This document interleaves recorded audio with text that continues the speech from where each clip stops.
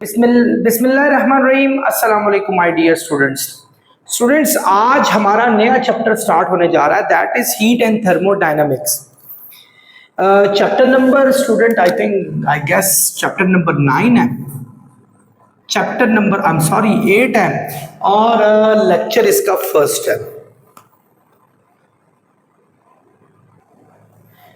Dear students, chapter का नाम है हीट एंड थर्मोडायनामिक्स। हीट के बारे में तो आप अपनी जो लोअर क्लासेस थी, इवन 5th से आगे हीट के बारे में बहुत कुछ लिखा गया है कि heat is actually an energy, यानी एक एनर्जी होती है और एक ऐसी एनर्जी जो that is also called energy in transit, जो हमेशा एक जगह से दूसरी जगह तक फ्लो कर रही होती है। ठीक है, ये ठंडी से यानी कोल्ड से हॉट हॉट से कोल्ड की तरफ आती है, that is called heat energy. Thermodynamics में भी तफसील से थोड़ा सा और भी आगे जाकर बताऊंगा। थर्मोडायनामिक्स, डायनामिक्स कहते हैं मूवमेंट को, यानी हीट का फ्लो, एक जगह से दूसरी जगह तक का फ्लो को थर्मोडायनामिक्स कहा जाता है। तो स्टूडेंट, आज हम इसके बारे में पढ़ेंगे। हम स्टार्ट करते हैं बेसिक लेवल से कि व्हाट इज टेम्परेचर। टेम्परेचर क्या होता है? हमने अब 9th स्टैंडर्ड में पढ़ा, इवन 8th स्टैंडर्ड में, 7th स्टैंडर्ड में टेम्परेचर के बारे में बहुत कुछ लिखा गया। स्टूडेंट, टेम्परेचर का बेसिकली जो रोल है वो हमारे दिमाग से जुड़ा हुआ है कि जिन चीजों को छूने से हमें ठंडक फील होती है तो हम कहते हैं ये ठंडी चीजें, कोल्ड है, और जिन चीजों को छूने से हमें फील होता है कि that is comparatively hotter then your body, आपकी बॉडी के मुकाबले में वो गर्म होती है, तो हमने कहते हैं ये गर्म है। तो वो ठंडे और गर्म का जो एहसास होता है उसी को टेम्परेचर कहा जाता है, यानी the degree of hotness and coldness, कि किसी चीज का ठंडा होना या गर्म होना ही एक्चुअली जो है वो हमारा टेम्परेचर है, जिसको मेजर करने के लिए जो हम यूनिट यूज करते हैं दैट इज कॉल्ड केल्विन। इसके अलावा और भी हैं, जैसे फ़ारेनहाइट में भी इसको मेजर किया जा सकता है और सेल्सियस में भी किया जा सकता है, बट इसकी SI यूनिट जो है वो हमारे पास केल्विन है। एक बड़े मशहूर साइंटिस्ट थे, उनका नाम था लॉर्ड केल्विन, उनके नाम से इनकी यूनिट को मंसूब किया गया था। उसी तरह फ़ारेनहाइट, जैसे आपको अगर टेम्परेचर हो जाए, खुद बुखार हो जाए, तो आप क्या कहते होते हैं कि भाई मुझे 100 का बुखार हुआ, 100 फ़ारेनहाइट। इस तरह आप माहौल के टेम्परेचर को सेंटीग्रेड में मेजर करते हैं। दिस इज नॉट नेसेसरी कि आप उसी में करें, लेकिन जनरली ये हमारा ट्रेंड सेट हो गया, हम उसके मुताबिक ही एक्चुअली टेम्परेचर को मेजर करते हैं, लेकिन एक्चुअली SI यूनिट जो है वो केल्विन है। तो इनके कुछ फॉर्मूले भी हैं कि अगर आपने फ़ारेनहाइट को सेल्सियस में लाना हो तो 9/5 C + 32 इसका फॉर्मूला होता है, लेकिन अगर आपने सेल्सियस को फ़ारेनहाइट में लाना हो तो इसी को चेंज कर सकते हैं। 32 यहां जाके माइनस हो जाएगा, 5 जाके मल्टीप्लाई और 9 जाके डिवाइड, यानी सेल्सियस को फ़ारेनहाइट में लाने का फॉर्मूला एक्चुअली ये है हमारे पास। फ़ारेनहाइट को सेल्सियस में लाने का ये, सेल्सियस को फ़ारेनहाइट को सेल्सियस में लाने का ये, सेल्सियस को फ़ारेनहाइट में लाने का ये, और केल्विन और सेल्सियस में फर्क ये होता है कि आप सेल्सियस में से 273 माइनस कर दें तो आपका टेम्परेचर केल्विन में आ जाएगा। ठीक है, 0 डिग्री C - 273, सेल्सियस में 273 ऐड करें, केल्विन में से 273 माइनस करने से सेल्सियस आ जाएगा।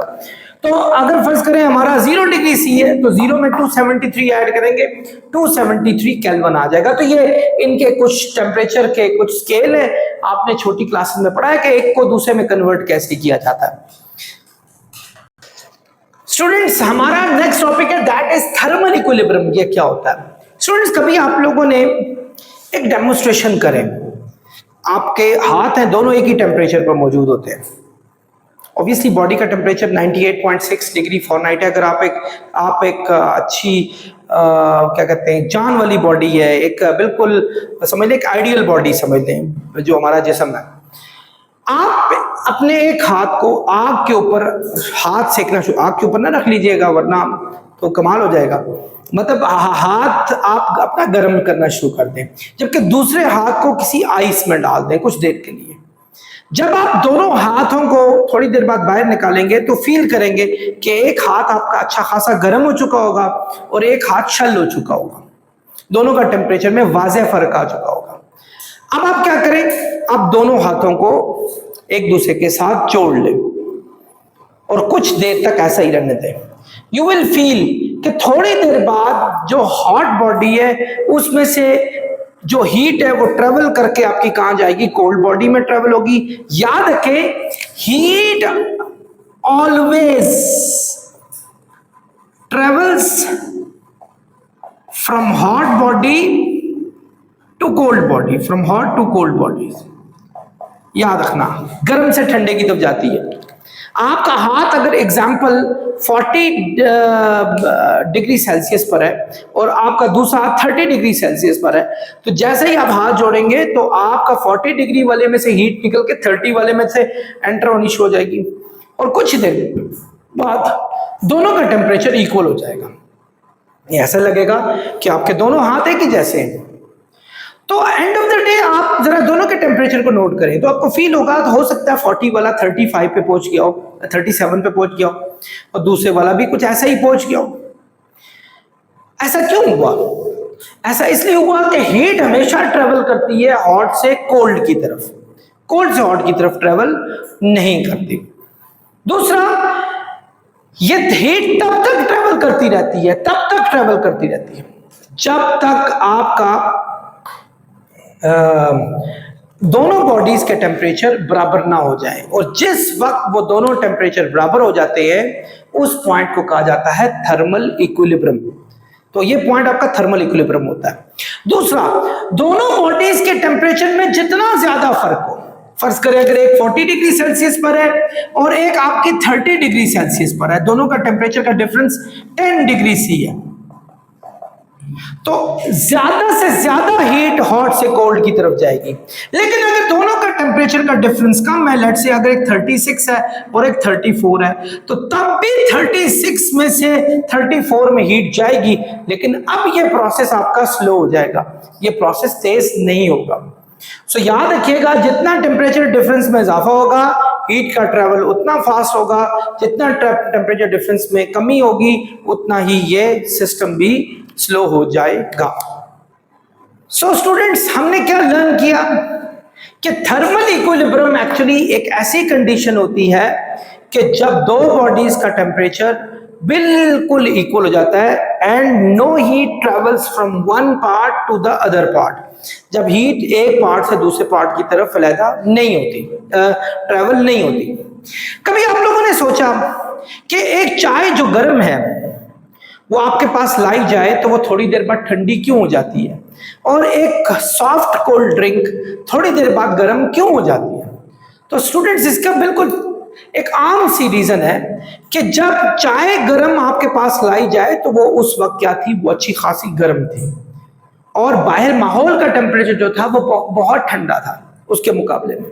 तो मैंने कहा था कि हीट हमेशा ट्रेवल करती है हॉट से कोल्ड की तरफ, तो हमेशा जो चाय से जो हीट है वो कहाँ ट्रेवल करेगी, आपके रूम में ट्रेवल करेगी, और थोड़ी देर बाद जब हीट उसमें से निकल जाएगी तो चाय थोड़ी देर बाद ठंडी हो जाएगी। बिल्कुल इसी तरीके से सॉफ्ट ड्रिंक की एग्जांपल दी। सॉफ्ट ड्रिंक का टेम्परेचर एज कंपेयर टू आपका जो माहौल का टेम्परेचर है वो उसके मुकाबले में क्या हो जाएगा, वो ठंडा होता है।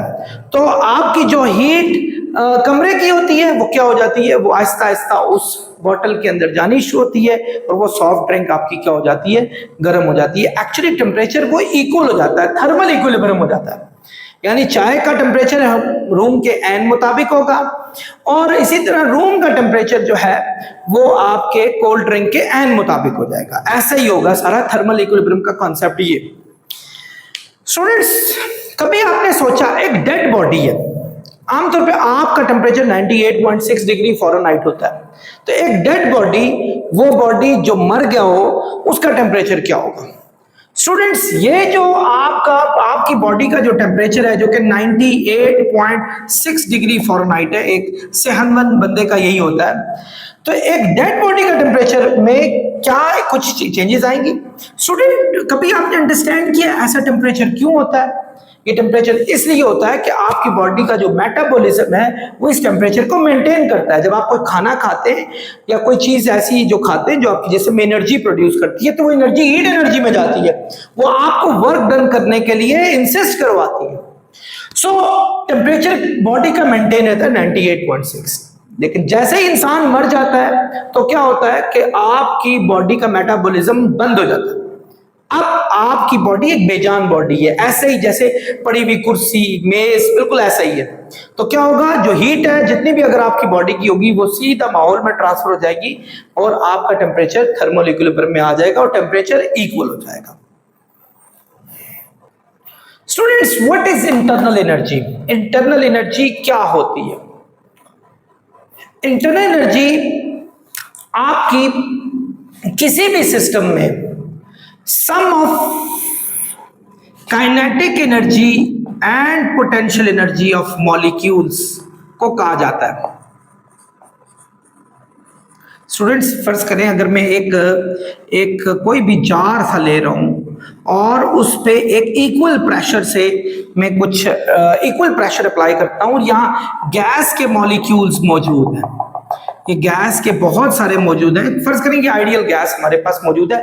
आइडियल गैस एक ऐसी गैस होती है जिसके बीच में इंटर मॉलिक्यूलर फोर्सेस बहुत ही लो होती हैं, बल्कि न होने के बराबर होती हैं, और ये एक दूसरे को खींचती नहीं, और ये आजादाना इस पूरे जार में जो है वो क्या कर रही होती है, घूम रही होती है। गैस के पार्टिकल घूम रहे होते हैं। अब फर्ज करें अगर इसका जायजा लिया जाए विद रिस्पेक्ट टू एनवायरनमेंट, तो इसमें एक अच्छी खासी हीट है, क्योंकि एनवायरनमेंट का जो टेम्परेचर होगा या जो हीट होगी वो इसके अंदर भी मौजूद होगी, क्योंकि टेम्परेचर थर्मल इक्विलिब्रियम के लॉ के मुताबिक इसका टेम्परेचर जो है एनवायरनमेंट के टेम्परेचर के एन मुताबिक होना चाहिए। तो जब भी टेम्परेचर बॉडी में हो, ऑब्वियसली टेम्परेचर तो अभी भी मौजूद है, हर वक्त मौजूद रहता है, तो आपकी काइनेटिक। तो स्टूडेंट्स, हमने पढ़ा कि इसके अंदर जो मूवमेंट हो रही होगी वो in the form of kinetic energy भी होती है और पोटेंशियल एनर्जी भी होती है, और इसको इंटरनल एनर्जी कहा जाता है। ये इंटरनल एनर्जी इंक्रीज की जा सकती है जैसा जैसा आप सिस्टम के अंदर हीट को डाल इन करने की कोशिश करेंगे, तो हीट क्या करेगी, इन पार्टिकल्स के अंदर थर्मल एनर्जी को इंक्रीज करेगी। तो थर्मल एनर्जी, चूंकि हम लोगों ने ये बात पढ़ी है कि एक एनर्जी दूसरी एनर्जी में कन्वर्ट होती है, तो वो थर्मल एनर्जी आपकी उसकी काइनेटिक एनर्जी और उसकी पोटेंशियल एनर्जी में कन्वर्ट होगी और ये पार्टिकल्स के अंदर अच्छी खासी एनर्जी आ जाएगी। This is called sum of kinetic energy and potential energy which is further called internal energy, इनको कहा जाएगा। स्टूडेंट्स, एक बात याद रखिएगा, ये काइनेटिक एनर्जी सिर्फ और सिर्फ इसकी जो ज्यादातर है वो ट्रांसलेशनल काइनेटिक एनर्जी होती है। ट्रांसलेशनल काइनेटिक एनर्जी में आपकी एक जो गैस के पार्टिकल्स हैं, they move in a straight line, they move here and there, बल्कि इस पूरे जार में हर जगह पर ये दंदनाते फिर रहे होते हैं। So this is called kinetic energy in the translational form. Dear students, ये इंटरनल एनर्जी जो गैस की होती है उसमें जो बॉडी के अंदर काइनेटिक एनर्जी होती है ये हमेशा इक्वल होती है average kinetic energy. This is called average kinetic energy. ये हमेशा इक्वल होती है 3/2 kT के, जिसमें K जो होता है स्टूडेंट्स, इसको बोल्ट्जमैन कांस्टेंट कहते हैं, कांस्टेंट कहते हैं। मेरे स्टूडेंट पीछे बैठे हुए हैं, वो कह रहे हैं कि सर ये फॉर्मूला कैसे आया, इसको प्रूव करके बताएं। मैं ये तमाम चीजें एक्सप्रेस करने से पहले कि ये कांस्टेंट क्या है, एक बात ये बताता चलूं कि जो एवरेज काइनेटिक एनर्जी होती है, यानी average kinetic energy of molecule है, ये डायरेक्टली प्रोपोर्शनल होती है हमारी टेम्परेचर के। यानी अगर आपके गैस के पार्टिकल किसी भी जार में मौजूद हों तो जितना जितना उनका टेम्परेचर राइज होता जाएगा उनके मॉलिक्यूल्स में मूवमेंट तेज होती जाएगी, फास्ट होती जाएगी, और काइनेटिक एनर्जी जो है वो इंक्रीज होनी शुरू हो जाएगी। तो इससे पहले कि मैं टॉपिक को आगे बढ़ाऊं, पहले तो मैं ये समझा देता हूं कि एक्चुअली ये फॉर्मूला कैसे आया आपके पास। ये थोड़ा सा बड़ा होगा, थोड़ा सा टाइम लेगा, तो आई वुड लव कि आप इसको अच्छे तरीके से समझें और अच्छे तरीके से इस बारे में अंडरस्टैंड करने की कोशिश करें। स्टूडेंट्स, फर्ज करें ये हमारे पास कोई भी क्यूब है, क्यूब, और उस क्यूब के अंदर ये क्यूब है, उसकी लेंथ, ब्रेथ और हाइट इक्वल है। इसी को क्यूब कहा जाता है कि जब लेंथ, ब्रेथ, हाइट यानी all three dimensions are equal to each other, यानी तीनों डायमेंशन का जो स्पेस है वो इक्वल हो, उसको कहते हैं क्यूब। ये हमारे पास एक क्यूब है और इस क्यूब में बहुत सारे गैस के पार्टिकल है। It is full of gas particles, और वो गैस के पार्टिकल कभी यहां जा रहे हैं, कभी यहां जा रहे हैं, कभी यहां जा रहे हैं, कुछ यहां जा रहे हैं, कुछ यहां जा रहे हैं, हर जगह पे यहां जा रहे हैं। दे आर मूविंग एवरीवेयर, ये हर जगह पे मूव कर रहे हैं। ये एक्स एक्सिस में भी मूव कर रहे हैं, ये वाई एक्सिस में भी मूव कर रहे हैं, और ये जी एक्सिस में भी मूव कर रहे हैं। ये जी एक्सिस है, इसमें भी मूव कर रहे हैं, ये सब में मूव कर रहे होंगे। आइए जरा समझने की कोशिश करते हैं कि ये कैसे आता है। फर्ज करो अगर एक गैस का पार्टिकल यहां से मूव करता है और मूव करके यहां से टकरा कर वापस आता है, तो उसको एक रिटार्डिंग फोर्स का सामना करना पड़ता है। किस फोर्स का सामना करना पड़ता है? रिटार्डिंग फोर्स का। मैं यहां इसको डिराइव कर रहा हूं, मैं इंटरनल एनर्जी को भी रिमूव करने की कोशिश करूंगा ताकि मैं अच्छे तरीके से आपको समझा सकूं। तो स्टूडेंट्स, जब यहां से ये आएगा, इसको फोर्स लगेगी, रिटार्डिंग फोर्स लगेगी। फोर्स आपको पता है किसके इक्वल होती है? फोर्स होती है rate of change of momentum के। आप लोगों ने अपनी जूनियर फिजिक्स में भी पढ़ा था, और इनफैक्ट इस फिजिक्स में भी आप एक दो दफा ये बात पढ़ चुके हैं। 4th चैप्टर में भी आपने एक दफा पढ़ा हुआ है, तो ये पढ़ा था। तो सबसे पहले हम मोमेंटम पे चलते हैं और फिर टाइम पे चलते हैं, फिर उनकी वैल्यूज को यहां फिक्स करते हैं और चेक करते हैं कि ये फोर्स कितनी है।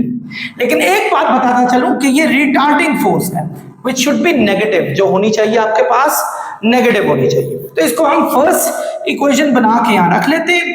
अब हम फाइंड करने की कोशिश करते हैं कि चेंज इन मोमेंटम क्या होता है। चेंज इन मोमेंटम कहते हैं students final momentum minus initial momentum को। और सबसे पहले हम ये काम करते हैं कि एक्चुअली हम एक्स एक्सिस पे सॉल्व करते हैं इन सब। एक्स एक्सिस पे, एक्स एक्सिस से क्या मुराद हुआ? हम इन पार्टिकल को, जो पार्टिकल इस एक्स एक्सिस में ट्रेवल करके वापस आता है, उसको सॉल्व करते हैं। एज्यूम करते हैं कि ये एक पार्टिकल है, एक पार्टिकल वो यहां से अपनी जर्नी स्टार्ट करता है और यहां से टकरा कर वापस आ गया। तो ये हमारे पास जो उसने जर्नी टकरा कर वापस आया, ये एक्स एक्सिस पे की। तो उस एक्सिस का जिक्र करते हैं, तो हमारे पास मोमेंटम का फॉर्मूला जो है वो ये हो जाएगा। स्टूडेंट्स, मोमेंटम जो है आपको पता है ये mv के इक्वल होता है। ये भी एक्स एक्सिस का और ये mvi, ये भी एक्स एक्सिस का। ये हो गया हमारे पास। अगर मैं ऑब्वियसली मैथ तो इक्वल होगा vx माइनस vi कॉमन ले लूं तो ये ऐसे आ जाएगा हमारे पास। आई होप स्टूडेंट आप मेरी बात को समझ के होंगे। आप सब एक बात जानते हैं कि v किसके इक्वल होता है? v होता है डिस्टेंस ओवर टाइम के, वेलोसिटी डिस्टेंस ओवर टाइम के इक्वल होती है हमारे पास। आई होप आप मेरी बात को समझ रहे होंगे। अब मैं before starting this, before doing this, in fact momentum, ये मोमेंटम है, इसकी बात करता हूं। इसकी, ये हमारे पास फाइनल मोमेंटम है, ये इनिशियल मोमेंटम है। फाइनल मोमेंटम में अगर एक आपका पार्टिकल वहां से टकरा के वापस आता है, तो उसका नेगेटिव हमारे पास जो है वेलोसिटी पैदा होगी, नहीं उल्टी साइड पे। एक बात याद रखें स्टूडेंट्स, जब भी हम गैस का जिक्र करते हैं, हम आमतौर पे आइडियल गैस का जिक्र, और खास तौर पे गैसेस जो होती हैं इनमें इलास्टिक कोलिशन होती है, यानी जितनी स्पीड से ये जाएंगी उसी स्पीड से ये क्या हो जाएंगी, वापस आ जाएंगी। सो वी एफ एक्स याद रखना, वी एफ एक्स और वी आई एक्स मैग्नीट्यूड में इक्वल होंगे लेकिन डायरेक्शन में अपोजिट होंगे। यानी चूंकि उसकी डायरेक्शन नेगेटिव है तो ये हो जाएगा हमारे पास माइनस, आई होप आप समझ रहे होंगे, और ये एफ एक्स है, सॉरी ये माइनस और ये भी माइनस, तो माइनस माइनस प्लस हो जाएगा, माइनस 2mvx हो जाएगा। क्योंकि मैंने कहा था ये दोनों इक्वल होंगे, इनका नाम हम vx रख लेते हैं। ये हमारे पास आ गया। तो स्टूडेंट्स, मोमेंटम हमारे पास आ गया माइनस 2mvx आ गया। अब चलते हैं स्टूडेंट्स टाइम पर। टाइम क्या होगा? टाइम का फॉर्मूला आप लोगों को पता है, v is equal to velocity is equal to distance over time होता है। डिस्टेंस अगर x एक्सिस पे है तो x टाइम t हो जाएगा। ये तो आपको पता है t यहाँ क्या हो रहा है? डिवाइड। इसको यहाँ शिफ्ट करेंगे तो क्या हो जाएगा? मल्टीप्लाई, और v वहां जाके डिवाइड हो जाएगा। ये अब एक पार्टिकल जब यहां से जाता है और यहां से टकरा के वापस आता है तो उसको डबल डिस्टेंस ट्रेवल करना पड़ता है, यानी जो x नहीं है वो एक्चुअली 2x हो जाएगा। 2x ये ट्रेवल करना पड़ा, ये हमारे पास v है। तो स्टूडेंट्स टाइम का फॉर्मूला हमारे पास ये आ गया। अब हम क्या करेंगे, मैं यहां ये लिख लेता हूं, मैं यहां ये इसको सॉल्व करता हूं। ये देखिए हमारे पास जो फोर्स है वो आ गई minus rate of change of momentum, ये आ गया। जो फोर्स है ये क्या है स्टूडेंट्स हमारे पास?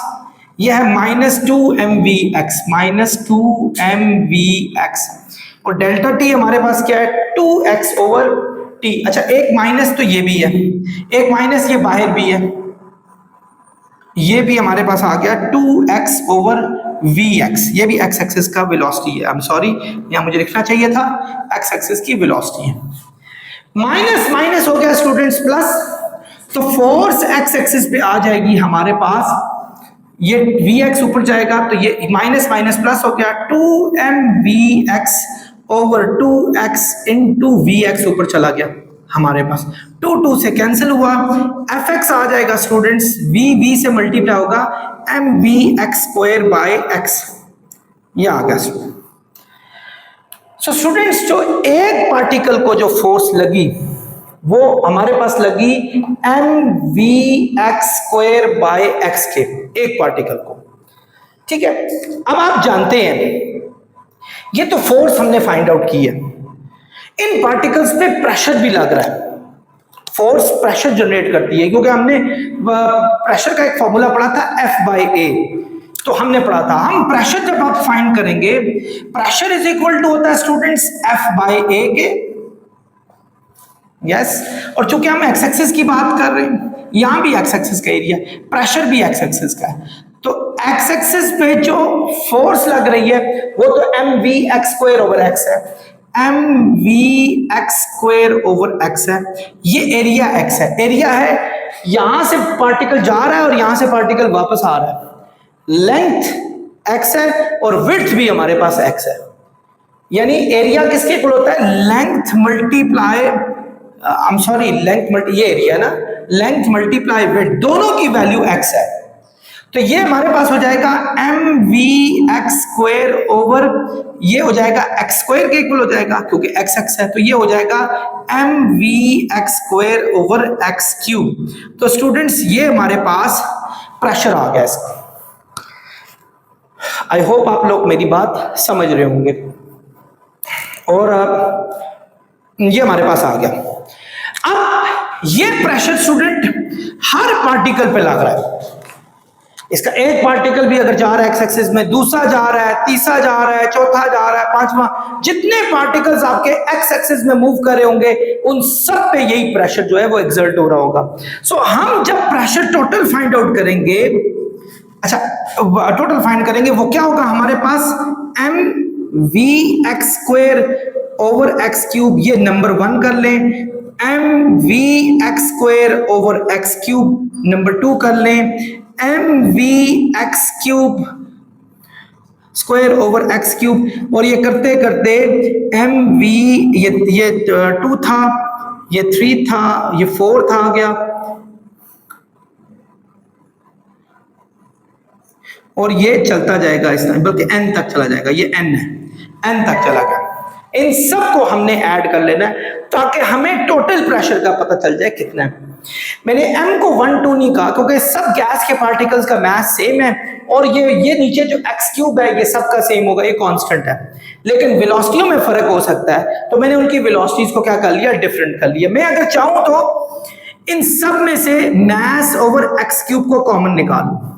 अच्छा एक बात याद रखें, x क्यूब को वॉल्यूम भी कहा जा सकता है, x क्यूब को वॉल्यूम भी कहा जाता है। x क्यूब एक्चुअली 3 डायमेंशनल होता है इसमें, क्यूब में, ये लेंथ है, विड्थ है और हाइट है। आपको मैंने बताया ये सब साइड्स इक्वल है। अगर सब साइड्स इक्वल है तो इनका वॉल्यूम v हो जाएगा।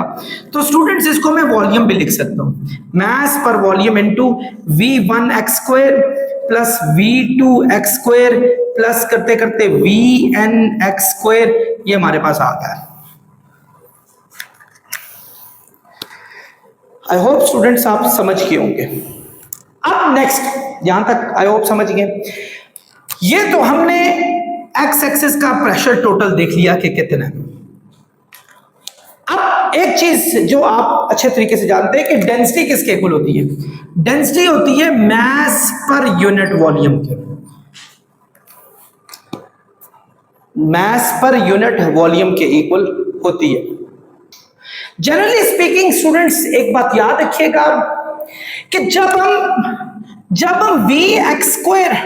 v² फाइंड करेंगे, v² कहा जाता है तमाम वेलोसिटियों का स्क्वायर, तो हमें उसके लिए vx², vy² और vz² को भी फाइंड आउट करना पड़ेगा। स्टूडेंट्स मैंने पहले ही बताया था कि आपका ये पूरा v जो है पूरे का पूरा, ये एक्स एक्सिस पे भी वही होगा, वाई एक्सिस पे भी वही होगा और जेड पे भी वही होगा। तो मैं इसको लिख सकता हूं 3 टाइम्स ऑफ vx², ये लिख सकता हूं। 3 मल्टीप्लाई हो रहा है, यहां जाके स्टूडेंट्स डिवाइड हो जाएगा, तो हमारे पास vx² की वैल्यू हो जाएगी v²/3, ये हो जाएगी। तो स्टूडेंट्स मैं इस पूरे को इसमें जब डालूंगा तो हमारे पास आ जाएगा प्रेशर एक्स एक्सिस का, वो आ जाएगा मास पर यूनिट वॉल्यूम इनटू ये हो जाएगा हमारे पास v²/3, v1 बल्कि ²/3 यानी एज अ होल सारों का, v2²/3, v3²/3 और ये करते करते vn²/3, यहां तक आ गया हमारे पास।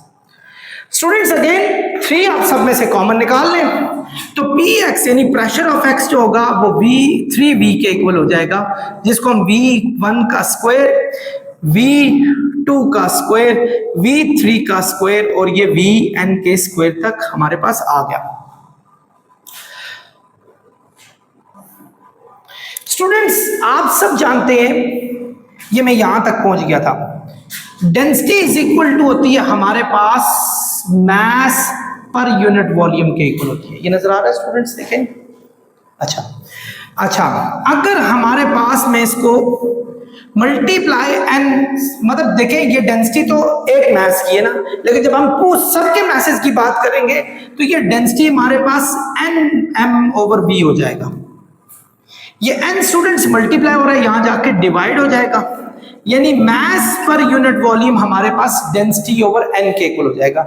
यानी हम मास पर यूनिट वॉल्यूम को एक्चुअली डेंसिटी बाय n कह सकते हैं, यानी ये 3 है, density bye 3n into v1 का स्क्वायर, v2 का स्क्वायर और ये vn के स्क्वायर तक बात जा रही है। स्टूडेंट्स इस n को मैं नीचे ले जाकर उससे डिवाइड कर दूं, यानी pressure on x axis density over 3, ये v1 का स्क्वायर, v2 का स्क्वायर और ये करते करते vn के स्क्वायर डिवाइडेड बाय n का, ये n total number of molecules हैं, पार्टिकल्स, जो गैस के पार्टिकल्स हैं। स्टूडेंट इन सब का square divided by n average को कहा जाता है। एवरेज क्या होती है? Sum of quantities divided by number of quantities, इसको एवरेज कहते हैं। और ये एवरेज का साइन ये भी कहा जा सकता है, px डेंसिटी ओवर 3, ये एवरेज का साइन है, ये इसको एवरेज का साइन कहा जाता है। तो स्टूडेंट्स ये हमारे पास आ गया। अब मैं जरा इसको मिटाकर यहां सॉल्व करूंगा। स्टूडेंट्स देखें px हमारे पास आया डेंसिटी ओवर 3 एवरेज v का स्क्वायर लिख लें, तो v इसका स्क्वायर का एवरेज हमारे पास आ गया। स्टूडेंट्स आप जानते हैं कि इस पूरे क्यूब में जितना प्रेशर एक्स एक्सिस पे होगा उतना ही वाई एक्सिस पे होगा और उतना ही जेड एक्सिस पे होगा। यानी मैं कह सकता हूं एक्स एक्सिस का प्रेशर वाई का और जी का प्रेशर इक्वल होगा और उसको हम पी का नाम देते हैं। यानी एक्चुअली ये प्रेशर आ जाएगा हमारे पास डेंसिटी ओवर 3 वी स्क्वायर के। तो ये तमाम पार्टिकल्स का प्रेशर का है। तो तमाम पार्टिकल्स का प्रेशर की जो डेंसिटी होती है वो मास पर यूनिट वॉल्यूम के इक्वल होती है, मास पर यूनिट वॉल्यूम के। तो चूंकि सारे मास है तो हम क्या कह देंगे उसको, n का नाम देंगे, नंबर ऑफ एटम्स। तो ये हमारे पास वी स्क्वायर आ गया। तो स्टूडेंट्स ये सारों का सारा मास एवरेज हमने निकाला है, ये एवरेज मास है। तो मैं इसको अंदर डाल दूं अगर, तो P is equal to actually n/3v into हमारे पास आ गया ये mv स्क्वायर, ये हमारे पास आ गया, ये हमारे पास आ गया। और इसी मेथड से मैं इसको काइनेटिक एनर्जी बनाने के लिए मुझे डिवाइडिंग बाय 2 चाहिए। तो मैं क्या करता हूं, डिवाइडिंग एंड मल्टीप्लाइंग बाय 2, यानी डिवाइडिंग एंड मल्टीप्लाइंग बाय 2 यहां लिख लेता हूं। तो ये हमारे पास पूरी की पूरी स्टूडेंट्स आ जाएगी kinetic energy 2n/3v into kinetic energy, ये हमारे पास आ गया। तो स्टूडेंट्स ये हमारे पास प्रेशर का एक फॉर्मूला आ चुका है। ये प्रेशर का जो पार्टिकल्स के प्रेशर थे, जो पार्टिकल्स के जो प्रेशर क्रिएट हो रहा है, तो उसका formula 2n/3v into ke average आ गई हमारे पास। मैं अगर स्टूडेंट्स इस v को इधर ले आऊं तो ये v इधर आके हो जाएगा pv is equal to 2/3n into kinetic energy, ये आ गया। ये हमारे पास दूसरी इक्वेशन है। और स्टूडेंट्स हमें गैस का एक लॉ वैसे ही पता है जो कि होता है pv is equal to nRT के। आप लोगों ने ये गैस का लॉ पढ़ा होगा, आइडियल गैसेस का एक सबसे मशहूर लॉ है ये। और इसको इक्वेशन नंबर 3 कह दूं। अगर ये वाला pv और ये वाला pv अगर इनको हम कंपेयर कर लें तो हमारे पास आएगा 2/3n into kinetic energy is equal to nRT। इसके इन दोनों को कंपेयर कर लिया हमने इनके साथ, तो ये nRT के इक्वल आ गया।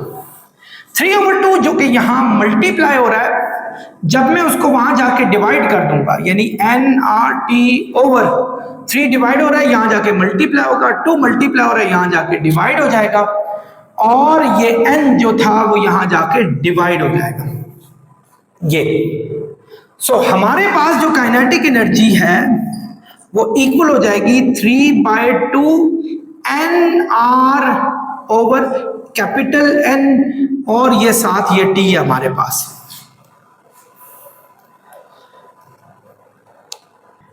स्टूडेंट्स इसमें ये जो n है इसको नंबर ऑफ मोल्स कहा जाता है। n जो होता है ये n is equal to n/Na, इसके इक्वल होता है।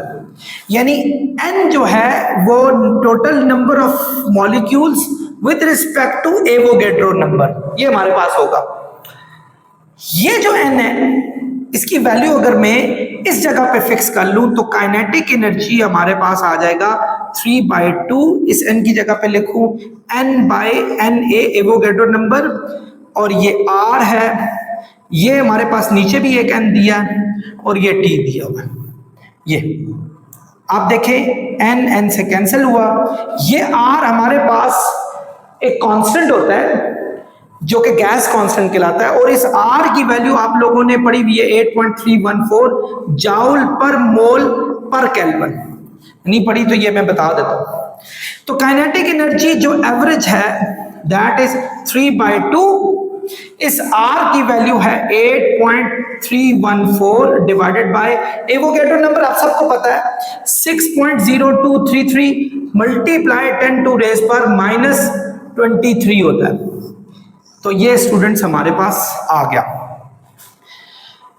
आप अगर इसको कैलकुलेटर से सॉल्व करते हैं 8.314 डिवाइड 6.0233 एक्सपोनेंट -23, तो ये हमारे पास 1.38, ये पूरे का पूरा kinetic energy is equal to 3/2, ये आ जाएगा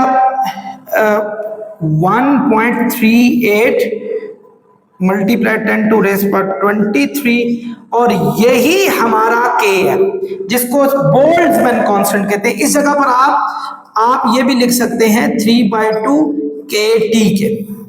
तो students end of the day हमारा फॉर्मूला वही प्रूफ हुआ जहां से हमने स्टार्ट किया था। मैंने कहा था कि ये मैं आपको इसका प्रूफ बताऊंगा। सो 3/2 KT इज इक्वल टू होता है average kinetic energy of the molecules के, जिसमें के को स्टीफन का नाम पता नहीं क्यों मेरे माइंड में आ रहा है, बोल्ट्जमैन कांस्टेंट को कहते हैं। बोल्ट्जमैन कांस्टेंट 1.38 मल्टीप्लाई 10⁻23 के एटम ए के इक्वल होता है।